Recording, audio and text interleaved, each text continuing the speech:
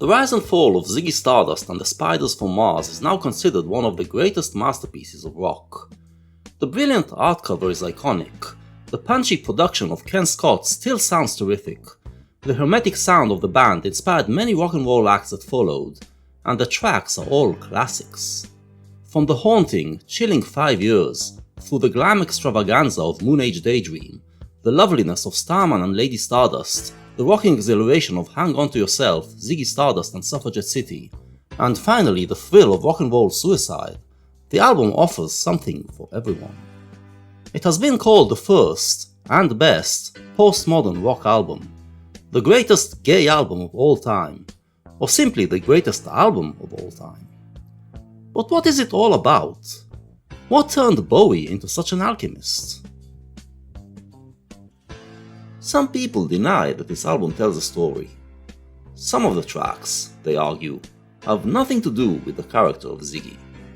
Certainly, Bowie didn't preconceive the story before he wrote the songs. Half of them were actually meant for other projects. Star was written for the band Chameleon to perform. Suffragette City was written for Mott the Hoople.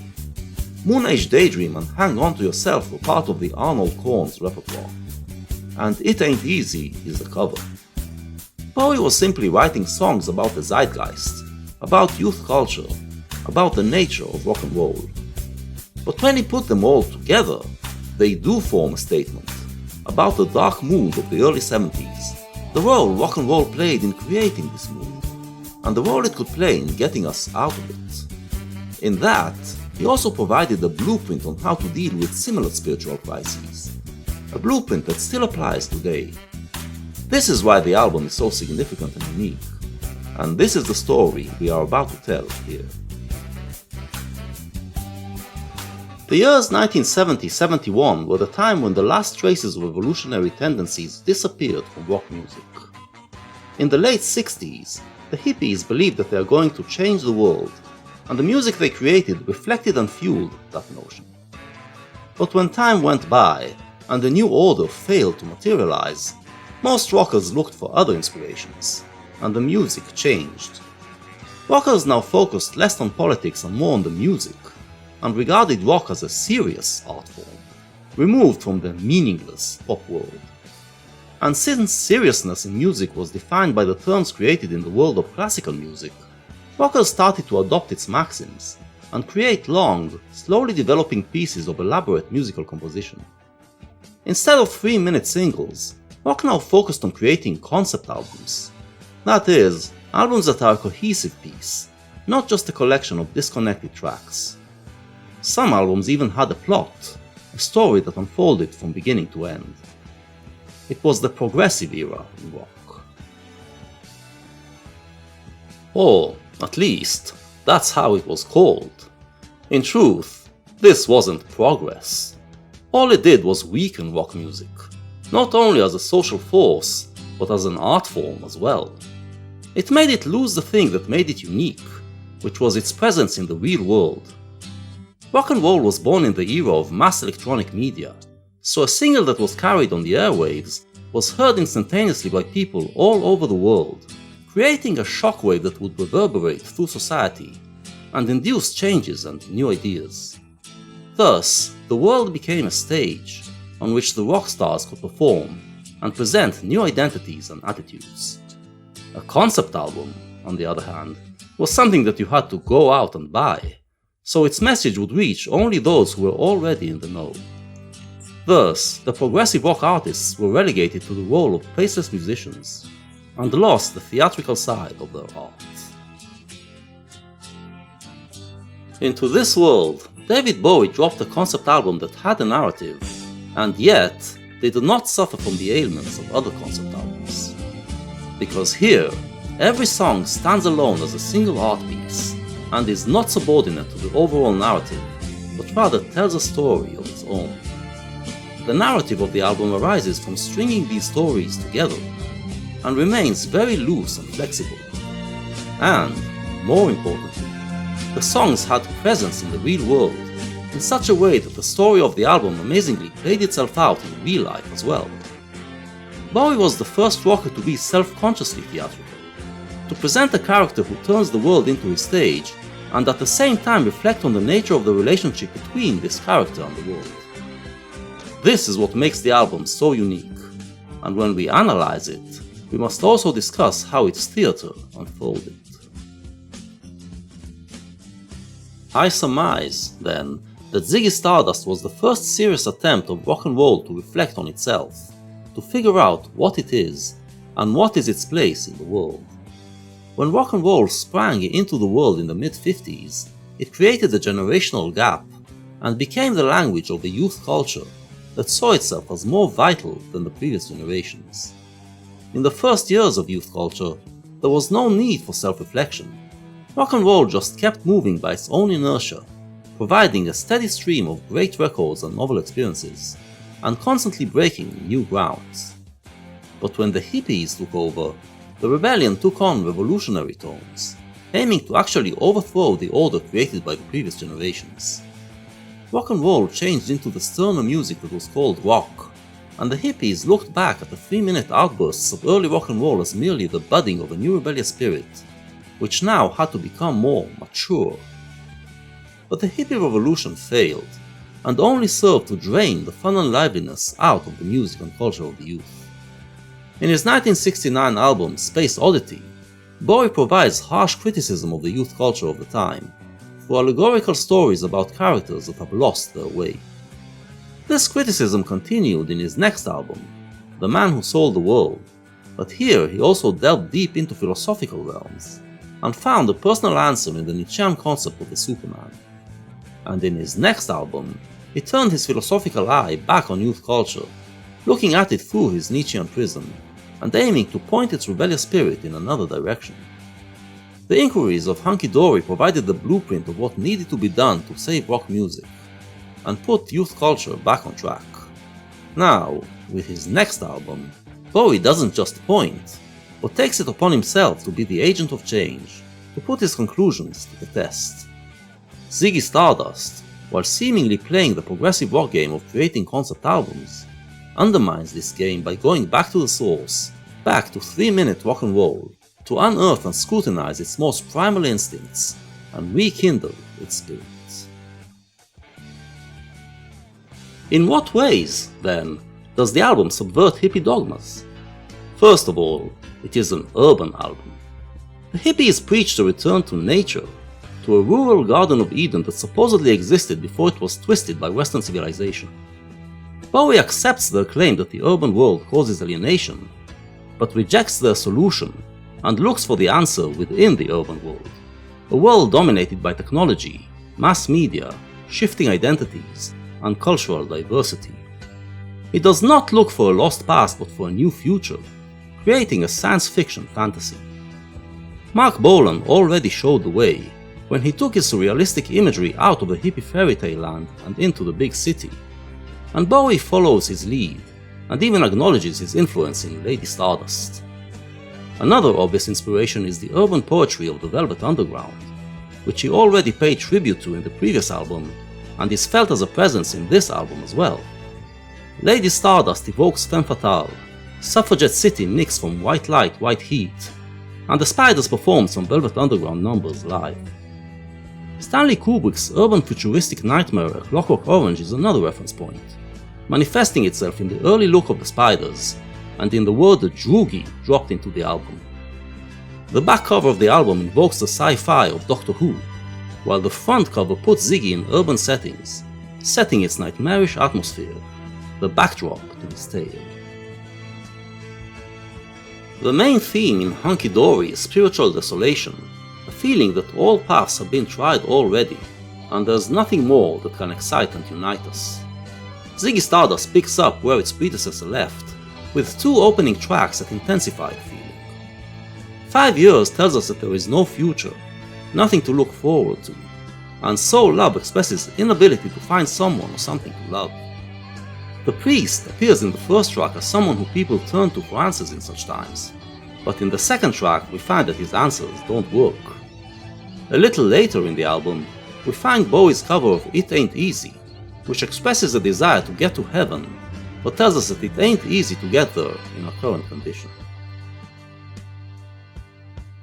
What is the way out, then? Oh, you pretty things suggested another possibility. If we can't get to heaven by ourselves, then someone can reach down from heaven and lift us up there. But heaven doesn't necessarily have to be the afterworld. It can simply be another world, like Mars. Moon Age Daydream presents Ziggy, an invader from outer space, who comes to endow us with a spiritual alternative. Does this mean that Ziggy has come to take us to another world? No. The conclusion from Hunky Dory is that heaven is not a place but a state of mind that is achieved when we go through a process of transformation, brought about by fusing ourselves with something alien. This is the secret of rock and roll, the thing that was lost when it became rock. Rock and roll sensations were always the outcome of fusing elements of one culture with elements from an alien culture, creating an ecstatic sound that seemed to be from another world. The thing about Elvis Presley and Jerry Lee Lewis was that they were white kids who sang and moved like blacks, whose music was considered jungle music, thus doing something completely alien to the logic of the time, that believed that culture means taking humanity further and further away from the jungle. They represented a new idea of culture that blew the minds of kids who felt alienated to 50s logic.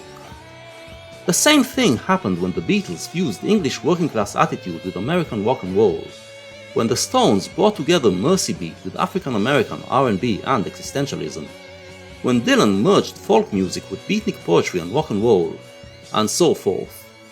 They all managed to put together elements from cultures that were hitherto alien to each other, and create a new experience that freed the minds of their fans. In Starman and Lady Stardust, Bowie describes the spiritual moment of encountering an alien, and feeling more affinity towards it than towards anything you've ever experienced. He depicts the initial fear to admit that affinity, and then the joy of allowing yourself to be conquered and transformed. And that is exactly what happened in July 1972, when Bowie performed Starman on Top of the Pops, and scores of kids who watched the show were forever transformed. The story of the song materialized in real life. But how did this happen? We already know that to revive rock and roll, you need to fuse together elements of your own culture with elements of an alien culture. But what were those elements that Bowie emulated to create the desired alien effect? There are several. First, there is the language of the album, a combination of the hippest American jive talk with old Cockneyisms, and references taken from poetry and classic rock and roll records. Then there was the futuristic feel, achieved by the glittered up Clockwork Orange look, and the sound coming from Ronson's guitar pyrotechnics and Ken Scott's gleaming production. But the two main ingredients were Ziggy's sexuality and his stardom. Ziggy's sexuality destroys all the neat categories created in the Victorian age. He is neither male nor female, neither hetero nor homo. His sexuality is amorphous, and appealed to those many kids who felt that they did not fit into the existing categories, giving them someone to identify with. On the album, it builds up slowly. In 5 years, we already meet the queer, who seems to be the one with the most sensitivity and perception, the one throwing up at the ugly sight of the world, while others are still drinking milkshakes obliviously.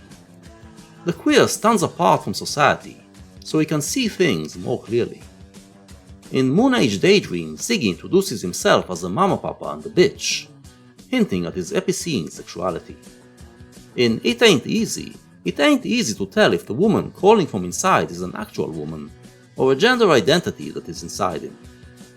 And it peaks in Lady Stardust, where Ziggy appears in all his multisexual glory. Ziggy turns out to be the queer who sees the world for what it is, and sings songs of darkness and dismay.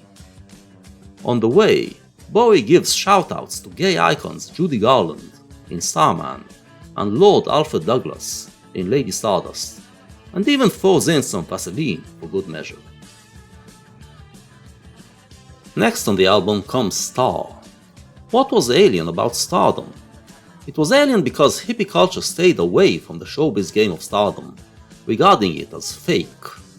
Behind this perception was the old notion that truth is something that is eternal, something that is beyond man, and anyone who makes himself the center of the world like stars do, is holding on to something that is fleeting, and therefore fake.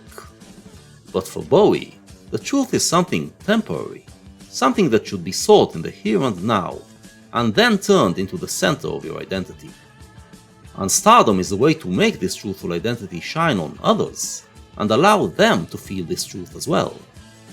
Therefore, he went against hippie dogma, and gave birth not just to a star, but to a star man, someone who has stardom as an innate quality of his nature, someone practically made out of stardust. And, like the plan he drew in Starman, he used the electronic media to project his image, and turn the world into his stage.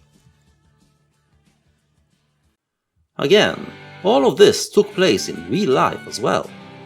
Bowie spent the first half of 1972 perfecting the new identity of Ziggy Stardust, the hip futuristic urban multisexual superstar from outer space, and by July, he was ready to present him in all his glory on Top of the Pops.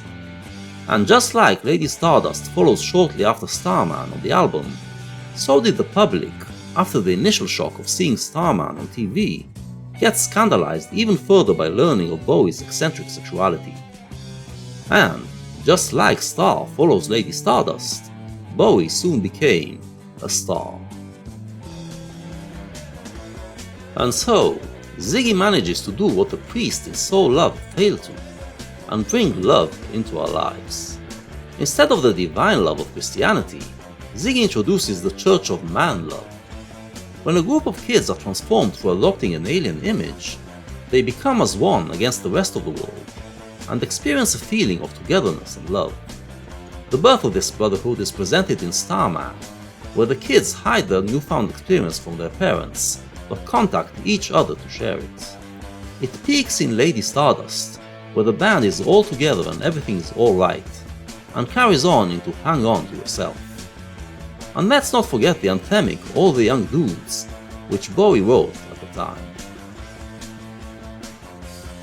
With Hang On to Yourself, we are already in the swing of things.